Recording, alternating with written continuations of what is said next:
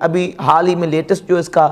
بیان آیا اس میں بہت ساری خلاف واقعہ جھوٹی اور من گڑت باتیں کی ہیں اور بہتانات اور افتراعات اس نے باندھے ہیں، اور بار بار کہتا ہے کہ تمہارے بابوں نے یہ کہا، تمہارے بابوں نے یہ لکھا ہے۔ حالانکہ جن بزرگوں کی، جن بابوں کی یہ بات کر رہا ہے نا، وہ شخصیات ہیں کہ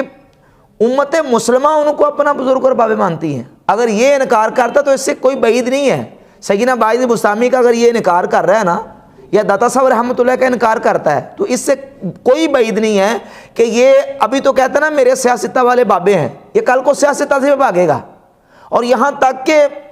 اس کے بیانات بدلتے رہتے ہیں۔ کبھی تو صحابہ اکرام علیہ رضوان تک کو اپنا بزرگ تسلیم نہیں کرتا، کہتا صرف ایک ہی بزرگ ہے، نبی کریم صلی اللہ علیہ وسلم کی ذات اقدس۔ تو اس سے کوئی بعید نہیں ہے۔ میں یہ بتانا چاہتا ہوں کہ جن شخصیات پر یہ تبرہ کرتا ہے اور ان کے بارے میں بالخصوص سیدنا باعث بستامی رحمۃ اللہ، حضرت فرید الدین عطار رحمۃ اللہ کے بارے میں بکواس کرتے، بونکتے اور بے حیا، نعوذ باللہ، اس طرح کے بازاری اور سوقیانہ الفاظ اس نے استعمال کیے ہیں، وہ شخصیات کون ہیں؟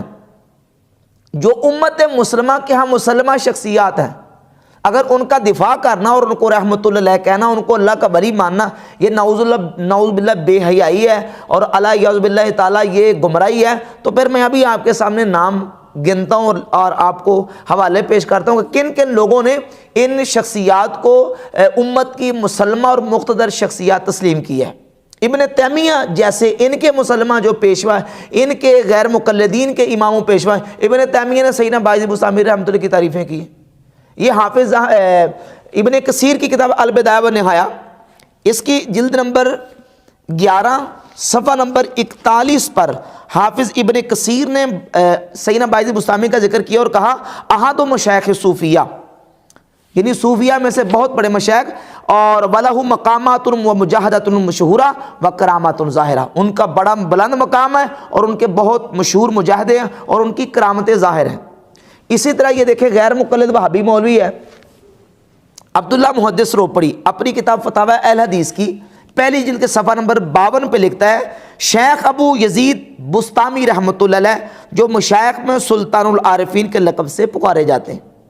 یعنی غیر مقلدین بھی ان کو اپنا مسلمہ شخصیت مانتے ہیں اور ان کو سلطان العارفین کہتے ہیں۔ یہ حافظ ذہبی کی کتاب ہے سیر اعلام النبلاء۔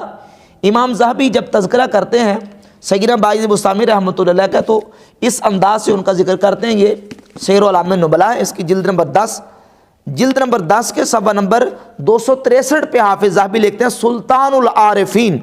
ابو یزید تیفور بن عیسیٰ، یعنی عارفوں کے سلطان سیدنا باعث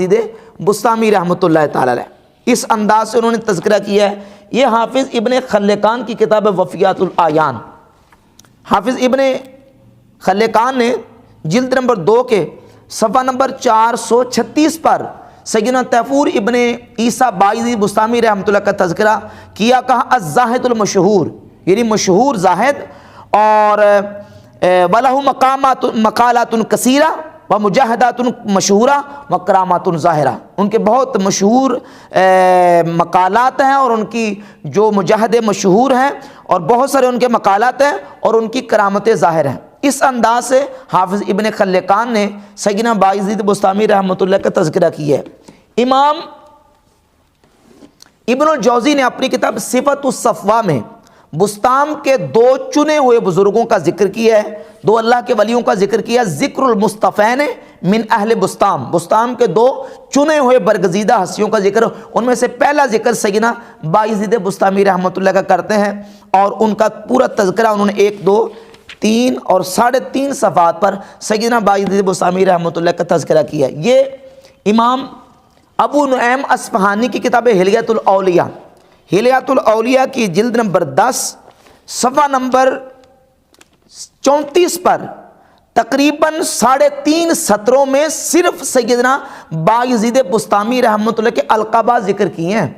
حافظ ابو نعیم اصفہانی المتوفی 430 ہجری، انہوں نے 3.5 سطروں میں تقریباً 15 کے قریب القابات سیدنا باعث بستامی رحمۃ اللہ کے ذکر کیے ہیں، اور کہا اشارتہ حائنہ و عبارتہ کامنہ لعارفیہا دامنہ ولمنکریہا فاتنہ، کہ ان کی جو عبارتیں ہیں وہ ایسی ہیں کہ ان کے جاننے والوں کے لیے ضامنہ ہے اور ان کے منکرین کے لیے آزمائش بن جاتی ہیں۔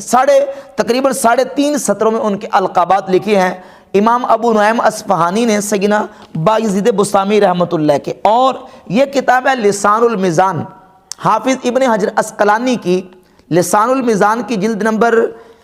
3 صفحہ نمبر 214 اور 215 پہ لکھتے ہیں کہ تیفور بن عیسیٰ ابو یزید البسطامی رحمہ اللہ تعالی شیخ الصوفیہ، رحمہ اللہ بھی کہا اور شیخ الصوفیہ، اور کہا وہ من کبار مشائخ، کہ یہ بہت بڑے مشائخ میں سے ہیں، اور پھر ساتھ ہی تذکرہ بھی کر دیا ان کی شتیات کا، اور ان سے جو حالت غلبہ حالت کے وقت جو اقوال اور ان سے مقالات صادر ہوئے، کہا کہ من الناس من یصحح ھذا عنہ ویقول